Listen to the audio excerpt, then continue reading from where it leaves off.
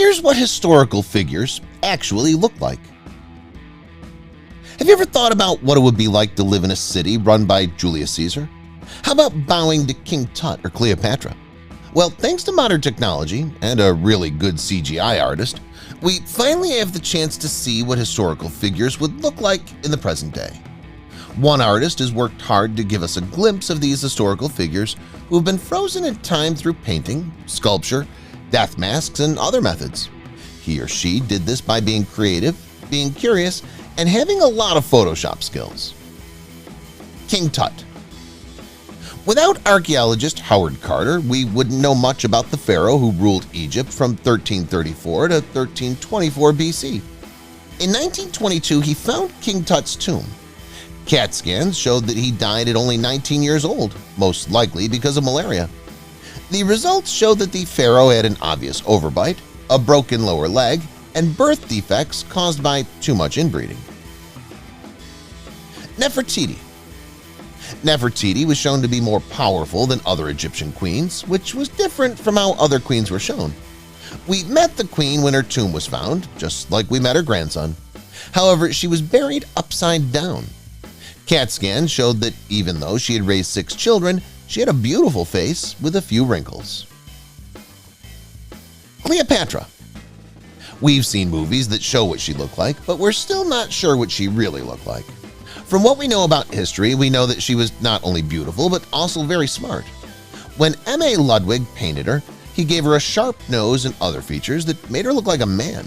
This might show that her beauty wasn't the only thing that made many of Rome's best men want to be with her. Julius Caesar. He was known all over Europe for his amazing military feats and successful campaigns. But we only know about Caesar from sculptures and paintings. We can look at him differently now. When the scan of his face and skull was done, it showed that he had a pretty big head, forehead and all. Alexander the Great. Alexander the Great was known to have heterochromia, a condition in which each eye is a different color. In many stories about the great king, he's also said to have had golden, curly hair, which explains why his skin in this picture is lighter. Even so, this never hurt his reputation with the public. Grace Kelly. Grace Kelly was an American actress who used to work in movies in the middle of the 1950s. When she became the Princess of Monaco, everything changed. When she married Prince Rainier III in April 1956, all of this became possible. Abraham Lincoln. Abraham Lincoln was the 16th President of the United States. He was in charge during the Civil War, which was one of the bloodiest wars in history. Even though his life was cut short in April 1865 when he was shot, he was able to keep the Union together, end slavery, strengthen the American government, and be a leader in modernizing the American economy. The younger Agrippina. Julia Agrippina was known for a lot of things, one of which was being Caligula's cruel sister and Nero's mother. She was also known as a powerful empress and a strong woman in the Julio-Claudian dynasty. Hatshepsut. Hatshepsut was the 5th pharaoh of Egypt's 18th dynasty. She was also the 2nd female pharaoh who's been proven to have ruled the longest. James Henry Breasted, a well-known historian, said of her, "She is the first great woman in history that we know about. This is because of the lasting effects of her reign." Ingrid Bergman. Ingrid Bergman, who had a 50-year acting career and won 3 Academy Awards, 2 Primetime Emmy Awards, a Tony Award, 4 Golden Globe Awards, and a BAFTA, would still look stunning and probably be one of Hollywood's top starlets today. Now, if we could only find a bogey for today. Aristotle. Most people know that Aristotle was one of the smartest people in history. He was born in 384 BC in the Greek city of Stagira. He made important contributions to many fields, including logic, ethics, biology, physics, and psychology. We don't know much about how his skin would have looked or what color his eyes would have been, but the artist's drawing is still pretty good if you ask us. George Washington. What kind of list would this be if the first president of the United States wasn't on it? From 1789 to 1797, George Washington was the leader of the United States. He was also a founding father and a general in the Revolutionary War. Many people still think of him as one of the best presidents the country's ever had. Catherine the Great. Catherine the Great, born Sophie Anhalt-Zerbst, was the Empress of all Russia from 1762 to 1796. She's best known for being the longest ruling woman in the country's history and for expanding the empire so much that it became one of Europe's great powers.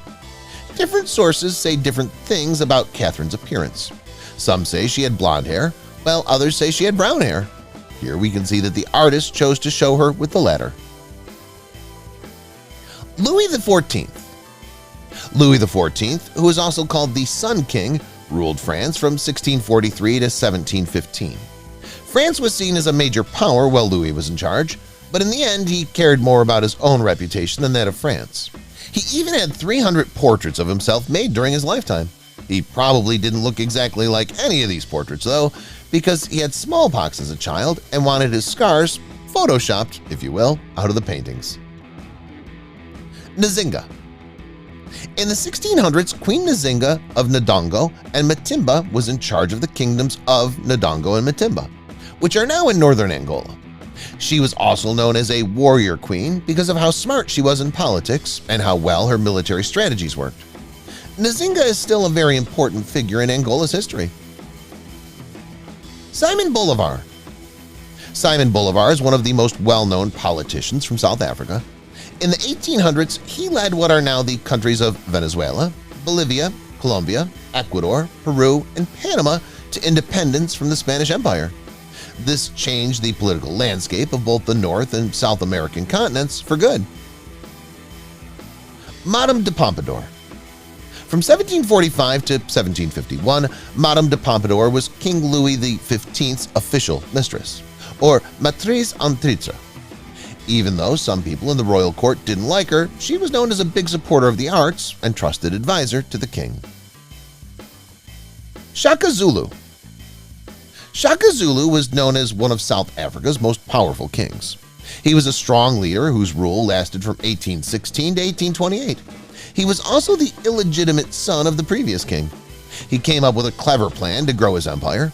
He would form alliances with his neighbors to protect himself when people from the north attacked. He thought that peace was better than war and was very helpful when it came to social and propaganda methods. Akhenaten. Akhenaten was born in Egypt in 1380 BCE. He was a pharaoh. From 1353 BC to 1336 BC, he was king. Amenhotep IV was his real name.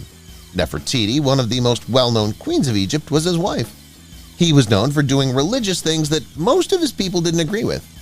When his son, King Tutankhamun, took over as pharaoh, everything went back to how it was.